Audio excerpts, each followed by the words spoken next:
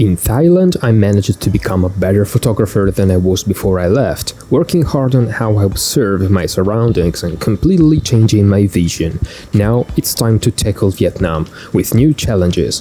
While in Thailand I had time to settle in and recognize the rhythm of the place, in Vietnam I will have to learn to dive headfirst into an already lively and unstoppable rhythm. But I'm ready to face this chaos, my worst enemy in photography. Hey guys, welcome back to my great journey. Unfortunately, my stay in Thailand has come to an end, but now it's time to face a new chapter.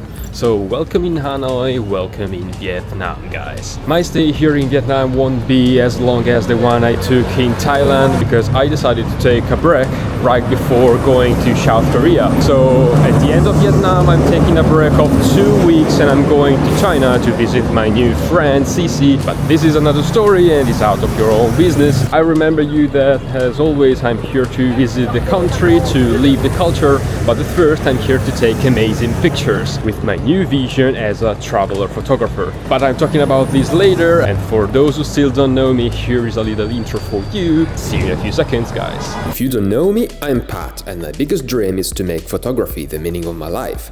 I'm also a synesthete and I can see the color of people's souls.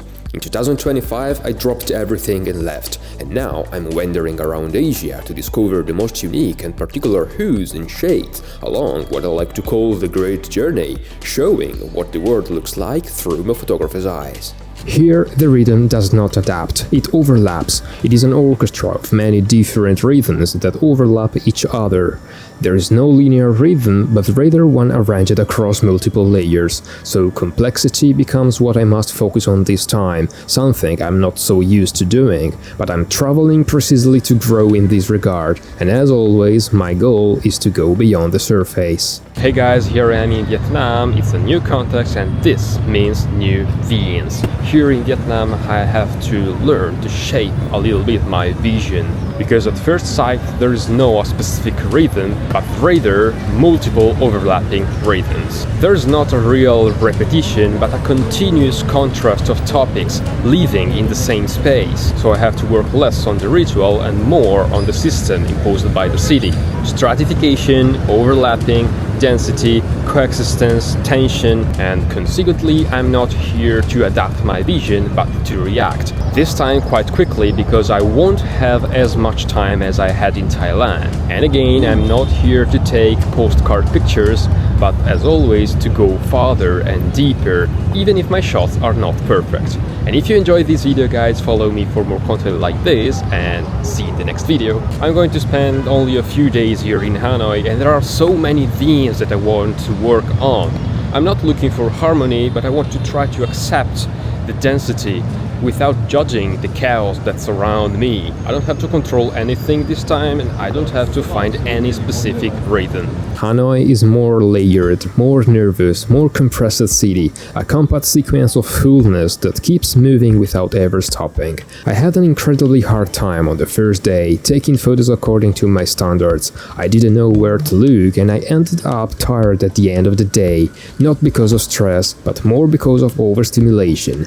Everything is rushing by, there are so many things to photograph, but they are elusive and you don't have time to focus on the scene before you quickly lose the opportunity. Here, minimalism is nowhere to be found, and I was not at all satisfied with my shots at the end of the day, but at least I understood how I had to approach the city. It is impossible to isolate the various rhythms. They must be integrated and prioritized. I will not leave with minimalist shots, so I must accept the chaos and let Hanoi shine through my photographs. Dirty, imperfect shots are the perfect language to express what this city declares when you walk through it, and among its many facets, density is certainly the first thing that catches the eye.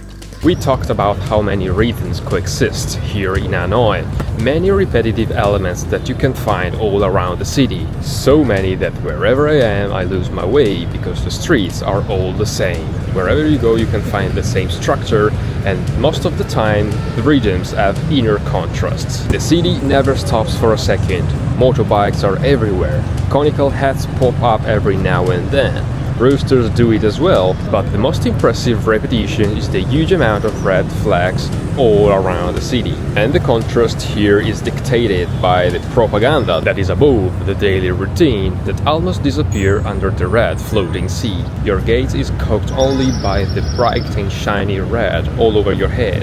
And here, minimalism is impossible to find, because this is the language of the city and I learned to accept it 100%. And if you enjoyed this video, guys, follow me for more content like this, and see you in the next video. Unlike the lanterns scattered around Chiang Mai, symbols of a ritual, the red Vietnamese flags impose themselves as an unmakeable statement of identity. In Thailand, I observe the thresholds, while here in Hanoi I am forced to look up. They capture your attention with their bright, vivid red color. They are not punctuation marks like the lanterns, creating atmosphere, but they leave their mark by declaring their presence. There is not much else to say, really. I think my photos say it all. I wanted to focus only on the old quarter, leaving out the attraction in the surrounding area, although I did of course pass by the famous train coffee street, but not to photograph the train, which has been moved away this year. As usual, I preferred to get to the art of the place, observing how it moves, how it evolves throughout the day, how the local people move, sometimes disturbed by the presence of tourists. The historic center is a simple neighborhood, despite its complexity. Streets follow their natural rhythm, a complex rhythm that has become firmly established, harmonious like a real orchestra. Hanoi is a complex city, a multiple order in the same space, which is the beating heart of this place. I have often wondered whether the rhythm found here overlaps or collides, but there is nothing jarring here. Everything moves in perfect harmony. I have learned to accept the dirt, because here the perfect shot does not exist. Overlapping in Hanoi is inevitable, and it was therefore pointless to eliminate it from my narrative, continuing my story to document a grammar of behavior, this time not of people, but of a place inhabited by people. And after all this chaos, it's time to take a breath of fresh air. Ninh, Binh and the mountains of Sapa are waiting for me.